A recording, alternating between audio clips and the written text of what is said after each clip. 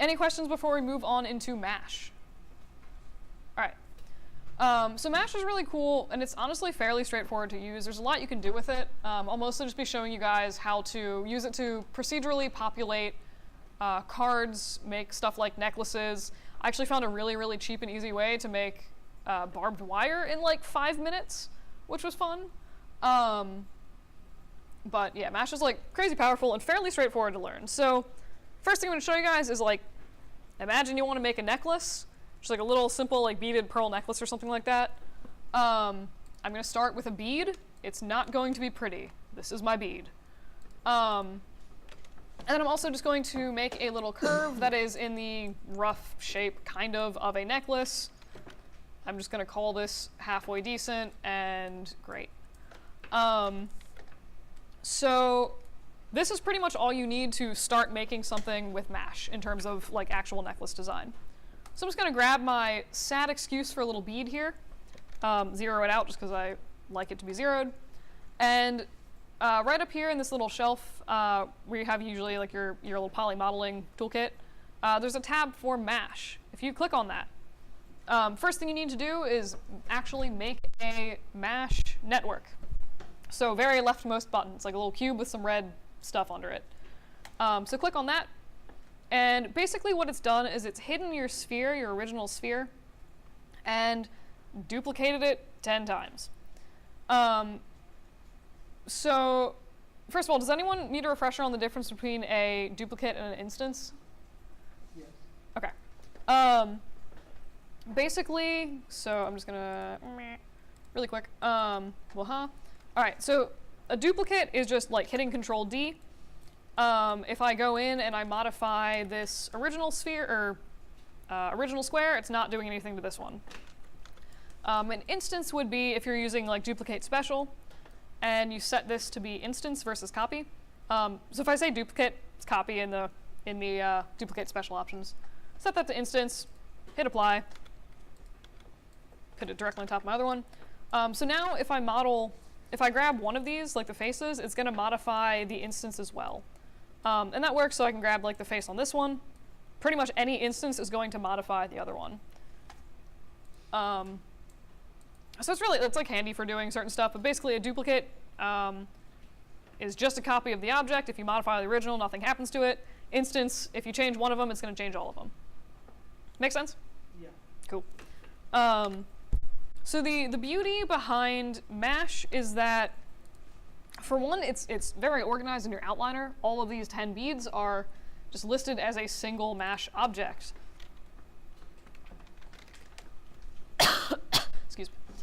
Which I've gone and renamed because whatever the default name is really long and gross. But so I'm going to unhide my original sphere, so you can see like this guy is just hanging out here.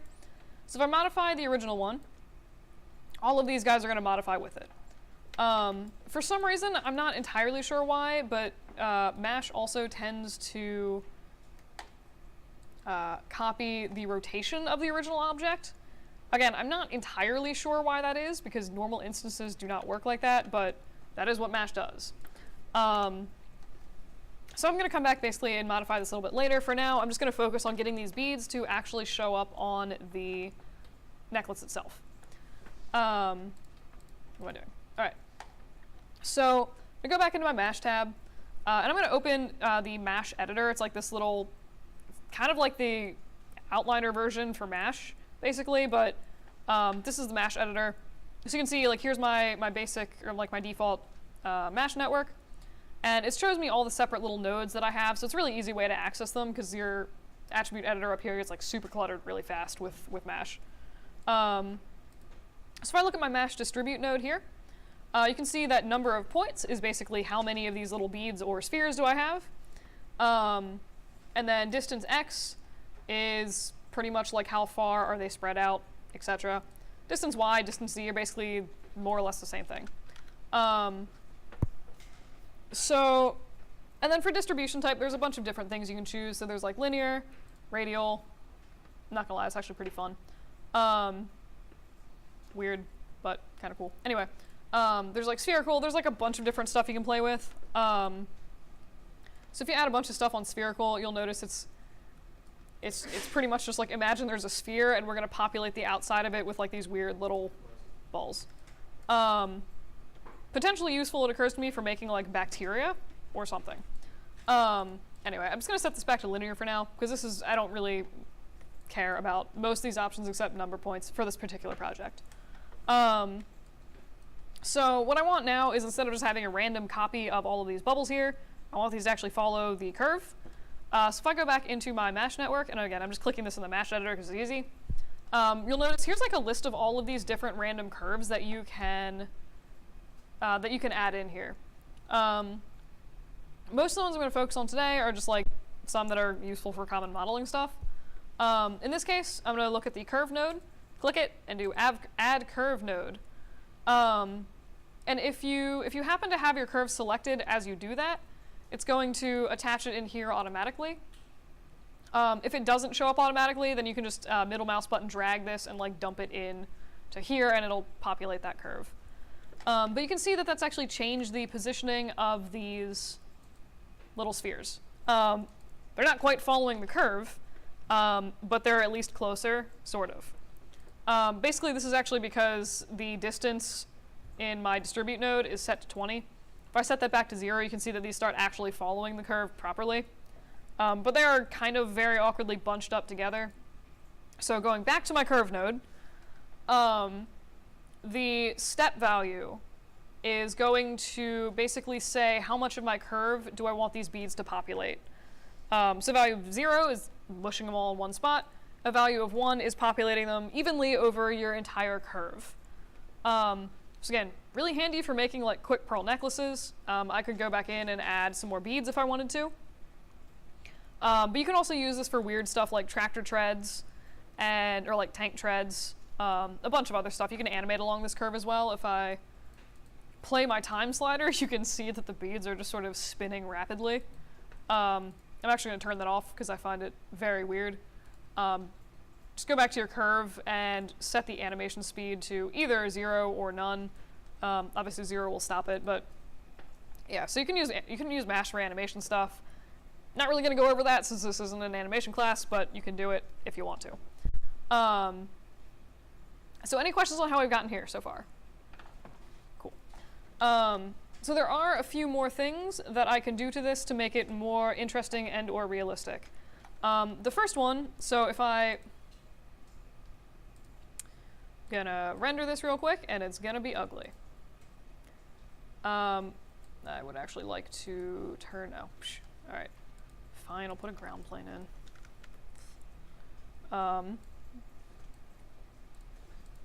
right, cool. So you'll notice like the curves don't render in your renders, so there's just a bunch of floating beads without a string, so I'm going to add a string.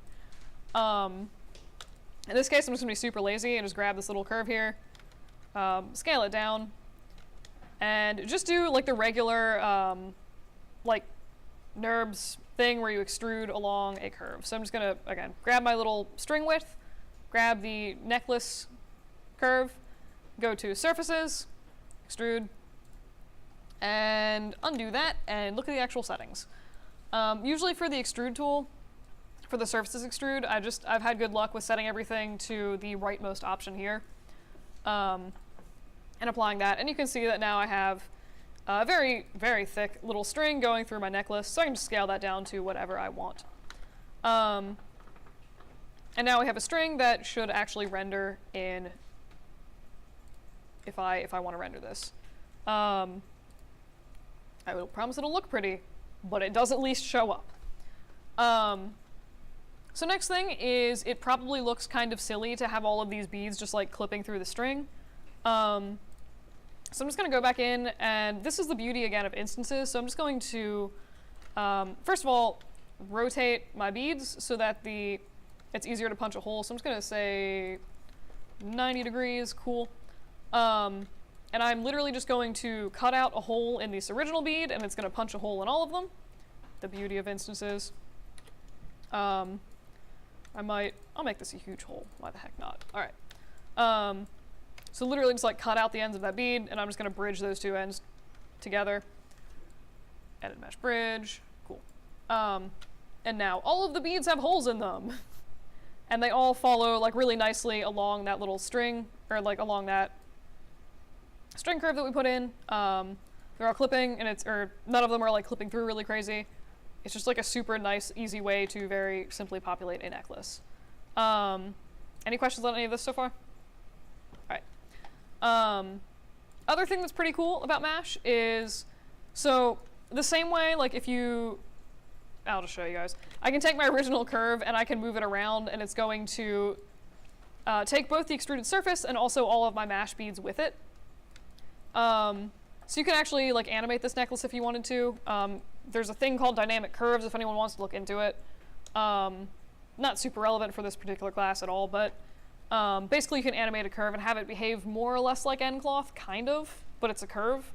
So you could conceivably like take that, basically use it to drop the necklace curve, and then all the beads and the other stuff would like kind of follow it, and you could use that to make a pretty easily dropped necklace, if that makes sense. But yeah, so this is more or less how to make a basic necklace. You can do things to make this look nicer. So I would always advise whenever you're doing stuff to add in a little bit of randomness, because it's going to make everything look a little bit more natural. So I'm just gonna really quick throw a funky little texture on my beads. I'm kind of, for some reason, feeling like pastel blue and green right now. I don't know why. This is like, show me my textures.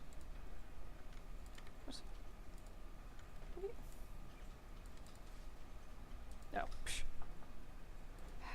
All right, I grumble. All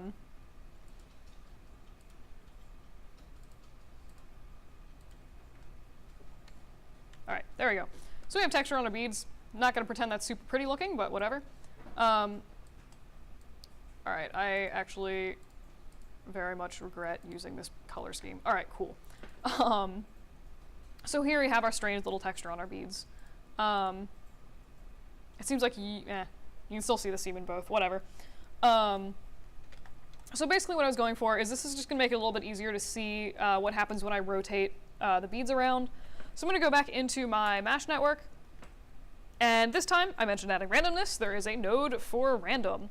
So I'm just going to click on that little random node, add random node, and you can see by default it does the weird thing where it's like, you totally want to shift these beads around in space, at least one unit, right? And I'm like, no, I want these to stay on the string. That's stupid. So I'm just going to set position back to 0. Basically, this is just going to more or less random number generator value for each of these different attributes up to, so like if I set this to 10, it's going to enter a random translate of x from anywhere from 0 to 10 for each of these beads. That's basically all this is doing. It's just like a random number generator with a nice UI, basically, that controls the position of stuff. So in this case, I'm going to go down and like look at rotation a little bit, because like right now it's really obvious there's a repeating pattern on these. Rotate Y is clearly wrong, because now all the beads are just like clipping through things. So I can play with rotate X, and you can see that that gives a fairly nice variation to my beads, and rotate Z is also bad. So again, just by doing that, it makes these look much more like organic beads rather than like such a obviously repeating texture. So again, this is like no rotation with rotation. And you can also play a little bit with the scale if you want. So I wouldn't necessarily do anything like super crazy. I mean, if you expand it like really aggressively on the Z, for one, it's going to start clipping through the string and other beads. Or on the X, whatever. But you can just do like ever so slight variation. And if you look at this from the top, you can see that there's like a little bit of kind of like differently shaped beads. Again, depending on what you need, you might not want to go this crazy, or you might even go more crazy with it. It really just depends on the effect that you're going for, but you know, this totally, I would buy this as like a little necklace that like a kid put together, something for their mom. I don't know. Even if you're doing something like, you know, an actual pearl necklace, most pearls are like very slightly different sizes, just as a function. Like they're made by clams or something, not machines, so like there will be variation there. So it is good to usually go through and add some kind of randomness, I think, to most of the stuff that I'm doing in MASH. Any questions on that? All right. So strength is basically kind of, I think of it like as an opacity map, more or less, for your random node. It's really creepy doing this, it's like pulsing. You can also add in strength maps, so if you had, I'll go over this I guess a little bit later for like a grass tutorial that I have, but you can map in stuff to control the strength, and if you want, you can have that animated. There's like a whole bunch of stuff you can do with that. But that's more or less how to make a necklace with MASH. Are there any questions about this? All right. There is also another fun thing that you can do, which I did mention, making barbed wire in like 10 minutes. So I'm just going to start out with a curve, and I'm just going to make this very randomly shaped, nothing super crazy fancy.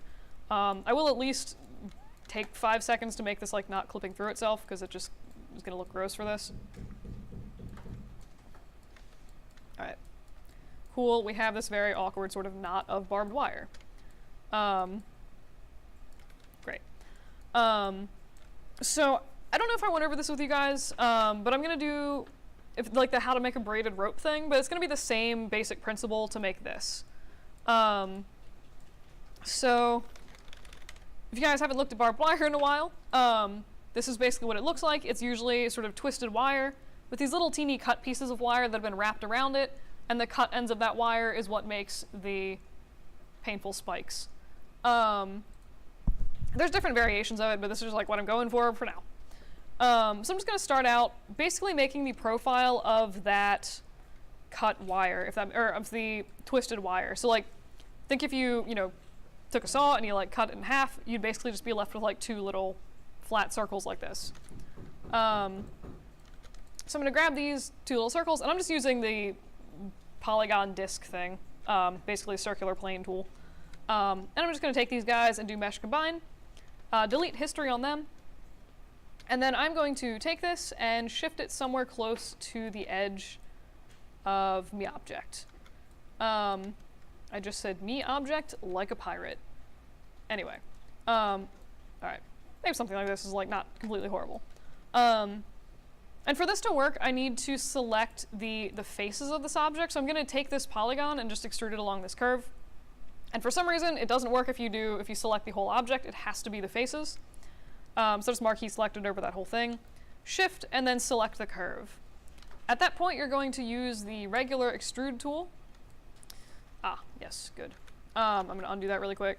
So this should actually, I forgot, should actually be positioned at the start of your curve, so like the first point you put down, otherwise it's gonna like work backwards, kind of weird. All right, so I'm just gonna throw this here. Again, grab faces, shift select curve, and just use your regular polygon extrude tool. It's gonna do this, which we can all see is very appealing looking.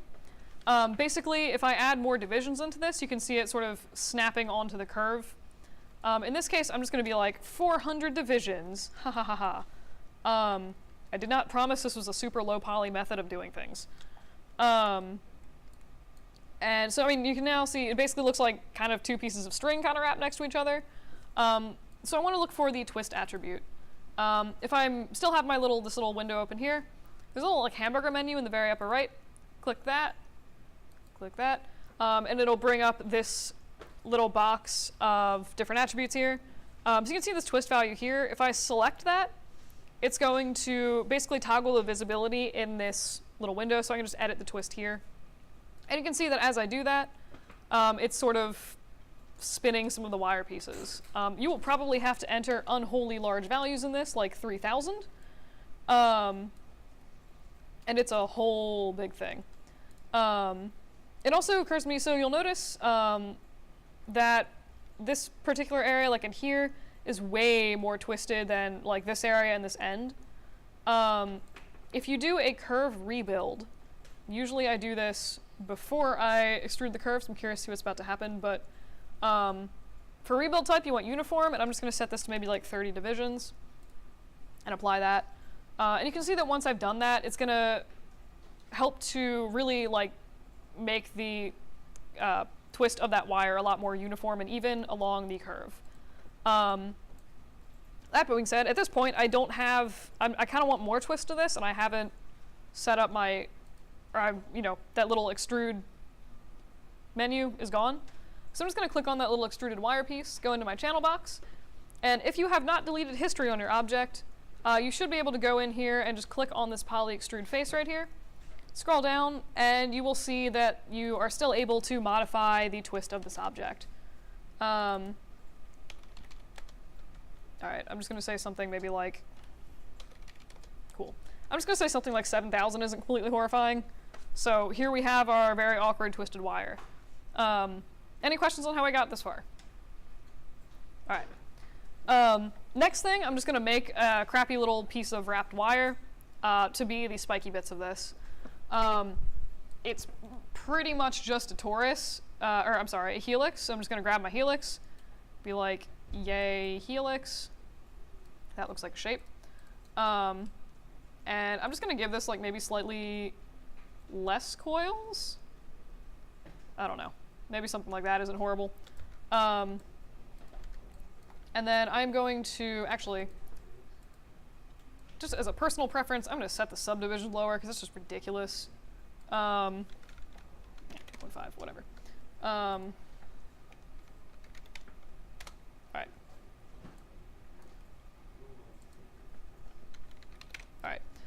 Anyway, so here's my base torus. I'm just going to grab both of these ends. Again, just do your regular polygon extrude, shoot those faces out to the side, and you pretty much have more or less that piece of shaped barbed wire. If you guys are doing this for realsies, you should totally get rid of the n-gons and also probably make these pointed, but for demo's sake, this totally works. So I was fiddling with the number of coils, because depending on how you set up your torus, it pretty much has these bars like extruding straight out to the side, which isn't quite what I wanted. So if you, I kind of wanted them to be like a little V or like pointed if you look at them from this direction. Practically speaking, not a huge difference, but I don't know, it just makes me happy. Alright, so I'm going to grab this guy, and I'm just going to do pretty much the same thing I did with the beads on the necklace. I'm just going to set up a little mesh for this. So go into my mesh tab, click on the Create Default Mesh Network, and you can see that now, for some reason, I only have 2 duplicates of this object. So I'm going to go into my Distribute node and just say, cool, maybe give me like 15 of these guys. And since I know I'm going to be using this on a curve again, I'm just going to set distance x to 0, so I don't need to do it later. Go back to my Mesh tab, add the curve node, and you'll see like there's nothing actually shown here, so I have to take this curve, just middle mouse button, drag it anywhere into the circle, and it's laying out these little spiky bits pretty much along my barbed wire. I'll set step to 1, and you can see that these are now much betterly distributed along my curve. Obviously they look a little ridiculous because this is not oriented completely wrong. At this point I'm just going to grab my original helix and kind of use the fact that it keeps the rotation of that object, so I'm just going to rotate that 90 degrees. And you can see that these are now positioned much better on my actual curve. It does get maybe a little weird in certain areas like this where it's like curving really aggressively, but for the most part, you now pretty much have decent looking barbed wire. Other thing, and I mentioned pretty much always using a random for something or another. So you look at these and like right now all of the barbs are facing the exact same direction, which to me looks really weird. So I'm just going to go into a mesh again. And again, just add another random node, set all of my position changes to 0, and I'm looking for rotation X is apparently the one for this one. So if I change that a little bit, all the little barbs are going to rotate in different directions, and you now have a very reasonable looking little knot of barbed wire. And you can also, if you take the original curve, you can also modify that, same way you did the other one, but like grab these guys, and now my barbed wire, changes shape. Even my little extruded piece is also changing, but kind of like dynamic, pretty easy barbed wire. Any questions on that? All right. Cool. So, other bit for Mash, it is good for populating surfaces with cards. So I'm just going to show you like really, really sketchy looking snow effect cards, because I had a few people ask me about either snow or like similar things. So I'm going to make a ground plane. It's going to be really ugly.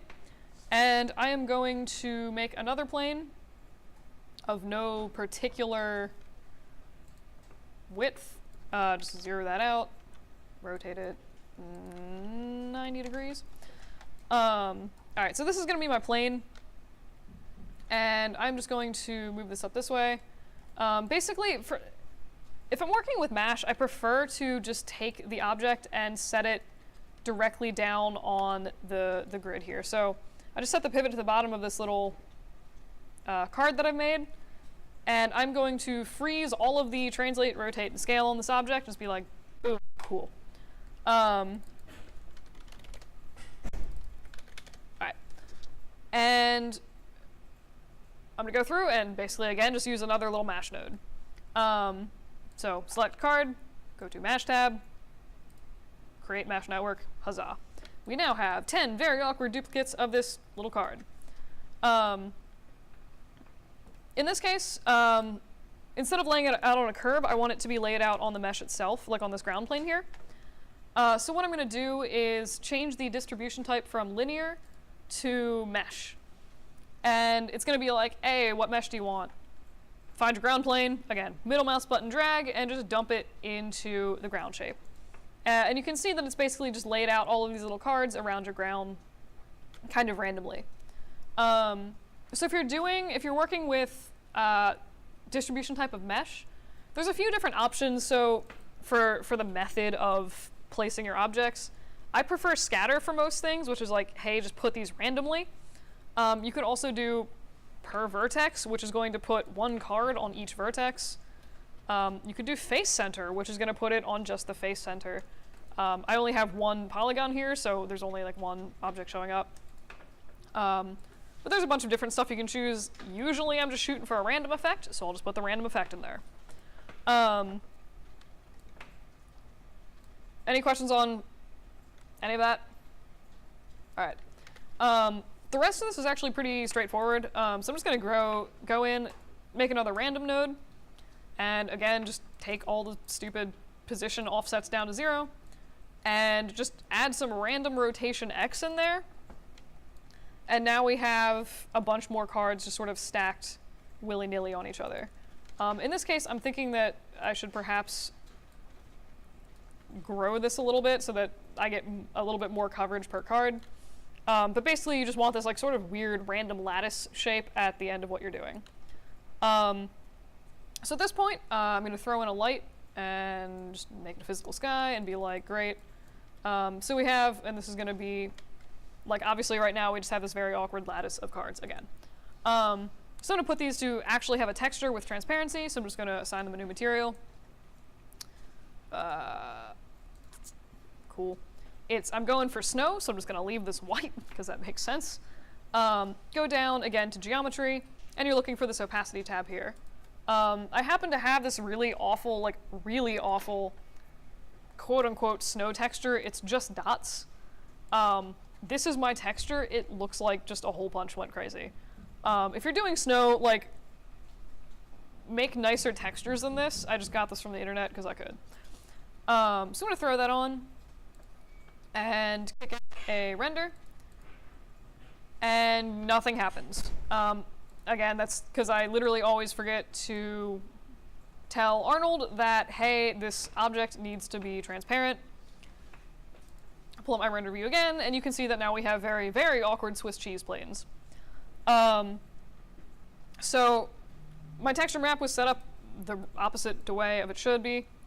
So I'm just going to go in again, and just under the effects tab, I'm just going to hit invert because I'm being lazy. Ideally, you should set these up the correct way the first time. But you can see that, you now get kind of like this weird snow effect. It's a little bit dense right now. Like, again, this is not like the most ideal texture for this. But I can pretty much rotate this around, and you do, again, get, kind of like a weird sort of snowy, blurry effect to this.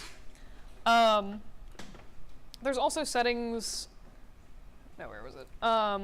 So one setting I do actually like to turn off is self-shadowing on this object,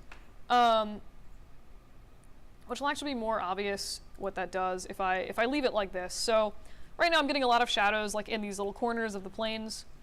So if I just click on I want the shape node for this, which gets really hard to find. I'm gonna go down under the Arnold tab, like right under where you check off opacity. I'm going to turn off self shadows. And you'll notice that it's still receiving light. It's still casting shadows. It's just not shadowing itself. Sometimes it'll still kind of show up weirdly in the renders if even like with the snow texture set the proper way, so it looks like snow instead of Swiss cheese. Sometimes you will still sort of see where the planes meet up, kind of like this weird shadowing, so I usually like turning that off. And so again, I'm just going to jump tree, go back down and just re-invert that. So you can see it still is casting shadows on the ground. Like if I look down here, you can see there's like a bunch of like weird little shadows being cast. If you want, you could turn off the cast shadow option for this object. But this is more or less how you make very, very sketchy looking snow textures. And as you move, I mean, there's like certain points where it definitely breaks down, like right here you can see the plane pretty clearly, but like for the most part, if you're just sort of like moving through this or like rotating around the object, it does hold up pretty well. So I'd recommend, you can use this if you have, want to put snow outside your window or something, you can just do something similar to this. And then if you ever want to export this object or just like get rid of the mesh network, you can just duplicate the object. So actually I'll throw it over here. So here's my duplicate, here's my original. I'm gonna grab the random, and you can see, so if I change the original, the duplicate stays the way it is. So this is something that you could literally just like take these cards and export them directly into something like Unity, or whatever, or if you're populating, instead of doing snow cards, say I had much tinier cards, and you could, this is basically like awkward plant or grass cards at this point. So that's something you could totally like just throw into Unity and use as needed for your grass. And this also works if I haven't tried modifying the mesh this aggressively, so I'm curious to see what happens, but that was dumb. Alright, what happens if 5-second experiment, guys. Alright, soft select. Ha ha ha ha ha ha ha ha. Alright, so I'm not entirely sure why you'd want to do this, but you can see that it still works with like different shaped terrain. So if you had, your little ground mesh or whatever added in there, it's going to populate along that ground plane. So that's more or less the sketchy snow effects. Are there any questions on that? Cool. I do have another thing that I want to show you guys, just like a little bit about adding grass. Again, this could be applied to card maps, but it goes a little bit more into like animation kind of stuff. With Mash, I said I wasn't going to go over that super hardcore, so I'm just going to do like a pretty basic overview, but there is some interesting stuff that you can do that I mostly just want you guys to be aware exists. So I'm just going to make a real sketchy little ground plane, about as sketchy as you can get. And then I'm just going to make a little blade of sad-looking grass, which I will rotate 90 degrees. And I'm just going to use some deformers to make this into a shape that I like more for grass. So rather than having, a rectangle of grass, I'm just going to throw in a flare deformer. I'm going to freeze transformations, deform, nonlinear, flare. And I'm going to flare this ever so slightly so I get more of like a pyramid-y shape. Again, completely optional, I just think it looks slightly nicer. And I'm just going to delete history of my object to keep that shape and get rid of the deformer. Alright, so now that I have my super questionable looking little grass, I'm just going to drag this down. I'll set the pivot to very base of this grass, and then just drag that to the origin. I just think it keeps me personally organized. You can kind of do this however you want. I'm just going to freeze translation on all the objects. At this point, again, pretty much the same thing as adding cards. I'm just going to select my grass, add a little mesh network, and I'm just going to, for grins, recolor this with a cruddy little lamp texture, ramp, just so it shows up a little bit better from the ground. Alright, oop, file, not what I wanted. 5 seconds. Alright. We'll start with a glorious dark green and end with white. And end with a ugly light green. Perfect. It's beautiful. Boom. Cool. So here's our sketchy looking little grass. So again, I'm just going to go into my Mash Distribute and do, instead of linear for my distribution type, do mesh. It's going to ask me for the importing mesh, and I'm just going to throw in my ground plane. And now we have the most sad hill you've ever seen. Yeah, so this doesn't look, obviously, particularly nice right now. I'm going to add just a few more bits of grass. And you can see, again, that's kind of starting to populate in a more interesting way. There is a thing to be aware of. So if I look at, I'm going to unhide my original grass, and you can see that this one is facing towards the camera, and for some reason all of these are facing away from the camera. That is because of this calculate rotation checkbox. So you can also see, so again, I'm not entirely sure why it like rotates them all 90 degrees, kind of weird. But if I look at it from this direction, you can also kind of see that as the hill slopes, the grass is pointing along the normals of that ground. So basically running perpendicular to the ground at any given point. If I check this off, all the grasses are, for one, sticking straight up in the air, which I feel like is more reasonable for grass. Like, I don't notice grass leaving a lot of the time. And then it's also, if I look back from this direction, everything is facing the camera, like original is facing the camera, all these little grasses here are also facing the camera. So I usually just check that off if I'm doing grass because I find it like causes some weird issues later.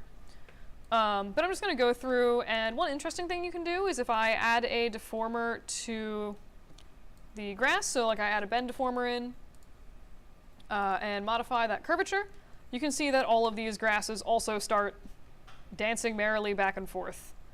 I'm just gonna set the low bound of this to 0 so that it is at least flat, and set this, I don't know, something like that. So now we have like very awkwardly curved grass, if that is a thing that you so desire. One weird thing that you can do is actually rotate, or you can sort of use these deformers to more or less animate your grass. So I'm just going to go in, and I'm just going to key the curvature of this object. So I'm going to go to frame 1, right-click on curvature, and do key selected. And I want this to loop, so I'm just going to go arbitrarily to frame 45. And key the curvature again with the same value that it had before. This is going to ensure that no matter what I do on the inside of this animation, it's always going to come back to the exact same spot on the outside. At this point, I'm just going to set this to like, I don't know, -60. And you can see that now it's just curving the other direction. So I'm going to, again, right-click, key selected. If we play this, we now have grass that is merrily waving at us. It also, this ramp shader totally looks like frosted tips on hair, but green. And it's kind of gross now. Anyway, so again, this is going like super fast in the playback speed. So just right-click and in your time slider and set this to something where it's like max real time. And you can see that now it's behaving a little bit more reasonably. Strictly speaking, if you care about the final speed of your object, you should right-click in here and do Play Blast. It's going to basically save out a little video of the actual real-time animation. Because sometimes, and this will probably be the case a little bit later in this particular demo, but sometimes it gets pretty aggressive with taking forever. Like the viewport will be laggy and not show the real-time renders, so you need to do a Play Blast to actually get those real-time renders. But anywho, so now we have our like awkward little waving grass. I'm going to go in again and do the same thing I did before with adding a random node. So it's random node, and again, I'm going to turn off the position thing because it's really irritating. And I'm going to just rotate a little bit on the Y. And you can see that now my grass is kind of curved a little bit, or rotated a little bit less linearly. It holds up better from other directions. I'm also going to go ahead and just add a little bit of scaling. I think mostly actually just to my Y. For a little bit of blade variation in height. You can see that, you get pretty ridiculous with it. It gets like very awkwardly cropped grass, but all of this, again, is still going to hold with the awkward waving motion that I've added in this grass here. So speaking of randomization, like we've randomized the position of the grass, and that's acceptable. The fact that all of the grasses are waving in the exact same time is like super awkward. So there's basically more or less a random node for the animation itself. So I'm going to go back to my Mash tab, and this time I'm going to look at the time node. So I'm going to grab that, do add time node, and see what we happen. So you'll notice that at right about frame 25, it pretty much stops and it loops fairly awfully. So look up here in your time node, you have the animation start and end. This is the start and end of the frame range you want to loop. So in this case, I'm doing frame 1 to 45. So I'm going to set that to 1 and 45, and now it should loop better. So this effectively hasn't really done anything to the animation. What I actually am interested in here is the stagger frames. And you can kind of see that as I do that, the grass is changing position a little bit. Basically what this is doing is saying, if I'm at frame 1, some of the grass is going to be starting from frame 1 and just running through frame 45. Some of the grass is going to be starting at frame 5 and running the animation from there. So basically just for each piece of grass, it just loops it slightly differently, how the animation is playing back. But you can get a lot of really nice variation in the playback of that. You can also use this to do something if you had, a flock of flapping birds. If you didn't want all of their wings to be flapping at exactly the same time, you could use the stagger frames so that they would all kind of end up flapping at a slightly different pace. Otherwise, it just kind of looks like weird mechanical birds. Any questions on anything we've done up to this point? All right. Cool. So there's also, if you look down here, there's time scale. So setting it lower makes the stuff move really slow. Setting it higher makes it move crazy fast. I feel like that is fairly self-explanatory. All right. There's also, I'm going to set this back to 1. There's also random time scale. So this is basically going to apply, it's going to make some things go really fast and some things go really slow in a per blade of grass basis. So this is also the kind of thing that usually, like once you start messing with the stagger frames of the animation, it usually starts making things take a lot longer. So like if I go in and imagine that I'm doing like a really dense hill and I have like 500 pieces of grass, it's going to be real laggy. It looks pretty cool, but it's really laggy. So this is usually the kind of thing where if you are doing, especially like playing with the animations, you'll set the number of points to be a little bit lower. So you can, enough to see what's happening, but not enough to like explode your computer. And just kind of like for testing purposes, and then when you're done, you set it up to the higher whatever actual value that you want for that. That's pretty much this. So I'm just going to mute my time node for now because I don't feel like dealing with the computer lag. So I'm just gonna, this little slider here, I'm just gonna click it and turn it off. And you can see that everything just kind of goes back to being awkward and linear now. One other thing I want to show you for this grass, and that is the orient node. So you can kind of use this to make some interesting-ish shapes. If you've ever looked at wind blowing across a big field of grass and like how the grass kind of like blows over and ripples, you can use the orient node right here to kind of recreate something that vaguely resembles that effect. So by default, it does this, which is horrifying. And the easiest thing that I can think of to like demonstrate this is for orient mode, I'm going to say, oh my gosh. Wait, no. Okay. All right, sorry. So I'm just going to say orient to mesh. And then under here, you'll see this orient to mesh options. Open that, and this is where you would input a mesh. So in this case, I'm just going to be like, here is a random sphere. Hooray. I'm going to put that just like right up here. Go back to my orient node, grab the sphere, and dump it into input mesh. This is one of the weird ones. So mesh, sometimes it like wants you to drop things in the box and sometimes on the text, and I can never remember which one it is.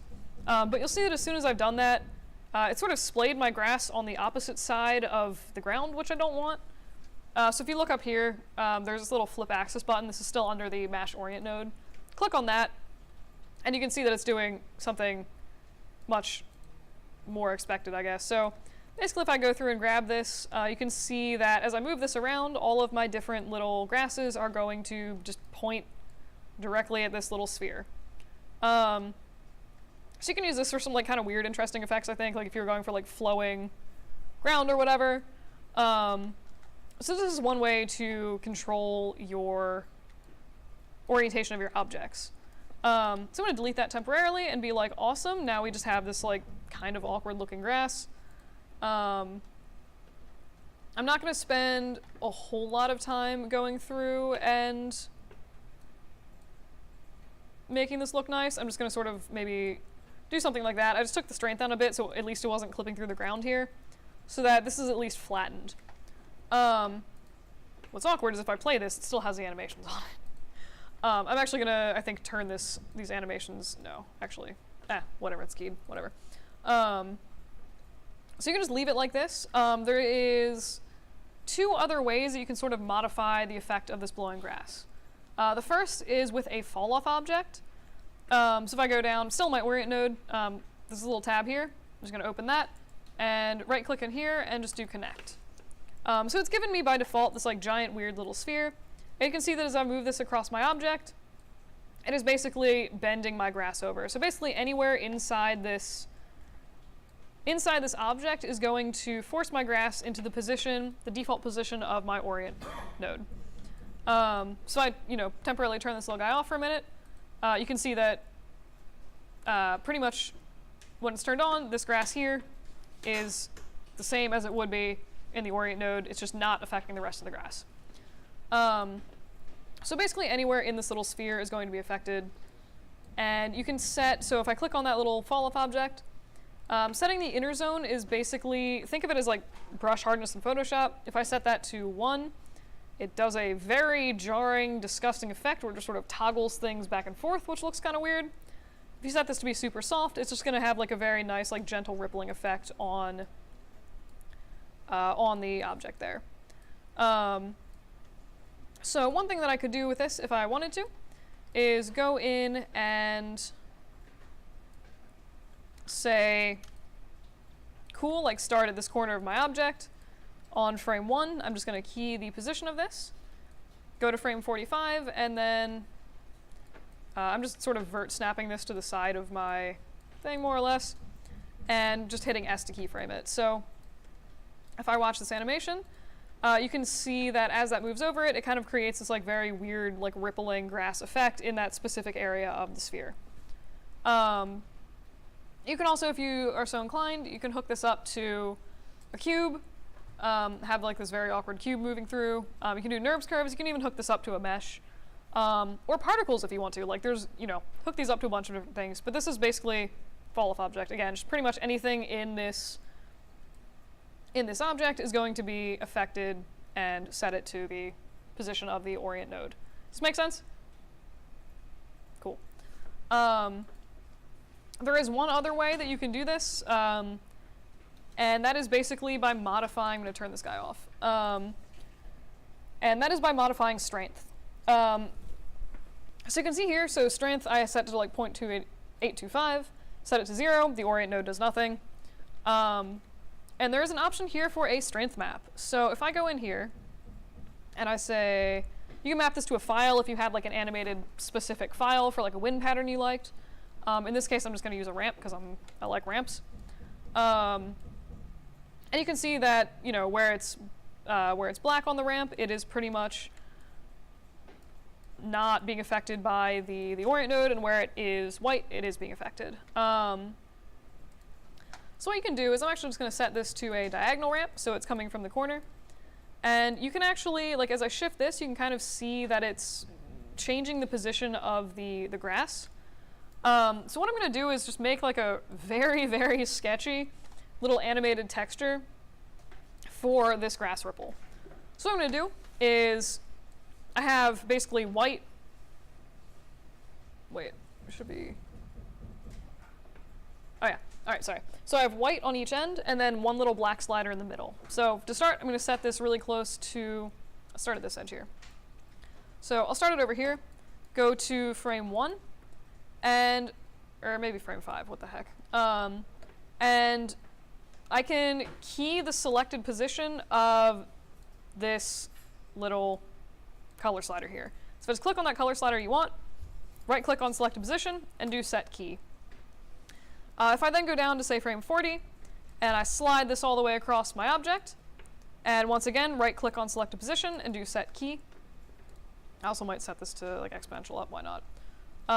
You can see now, so like as I scrub through, the position of this is actually changing based off of, you know, how it interpolates the keyframes for these.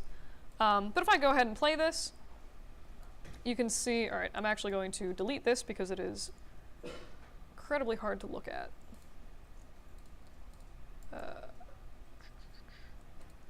Alright. Death. Alright. But you can see that it has like a very, very strange little like rippling effect. Well, that's, oh, I hit it. Alright. I'll just delete this and be a little bit more obvious. So I got rid of the deformer. So you can see that it's kind of like making that like weird little rippling effect. So you could do something a lot more refined with some kind of animated texture. But again, you can do some really weird stuff with Mash like this. And this is really just like the sort of tip of the random possibilities of things that you can do with it. And with that, that was actually pretty much most of the stuff that I had for Mash today. And by most, I mean all. So are there any questions on Mash before we go on to other things? All right, cool. It is really good for, again, sort of like populating surfaces with random objects so that you don't need to spend a bunch of time doing that other ways.